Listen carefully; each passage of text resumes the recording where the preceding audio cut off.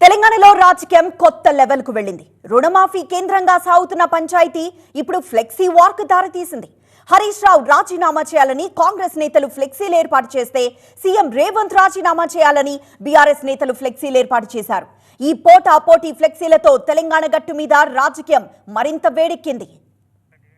2 లక్షల రుణమాఫీ పూర్తయిందని, నీ రాజీనామా ఎక్కడుందని హరీష్ రావును కాంగ్రెస్ ప్రశ్నించింది.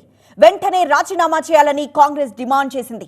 మైనంపల్లి అభిమానుల పేరుతో ఈ ఫ్లెక్సీ వెలిసింది. దమ్ముంటే రాజీనామా చేయాలంటూ హరీష్ కు కాంగ్రెస్ ఛాలెంజ్ విసిరింది. అటు బీఆర్ఎస్ మాత్రం రుణమాఫీపై మాట తప్పి మోసం చేశారంటూ కాంగ్రెస్ ను విమర్శించింది. రైతాంగం పాలిట కాంగ్రెస్ శాపమంటూ ఈ ఫ్లెక్సీలో మండిపడింది. దమ్ముంటే రాజీనామా చేయాలంటూ రేవంత్ ను గులాబీ పార్టీ డిమాండ్ చేసింది. 31,000 కోట్ల రుణమాఫీ అని దేవుళ్ల మీద ఒట్టు పెట్టి చివరకు 17,000 కోట్ల రుణమాఫీ చేశారంటూ బీఆర్ఎస్ ఈ ఫ్లెక్సీలో ఆరోపించింది.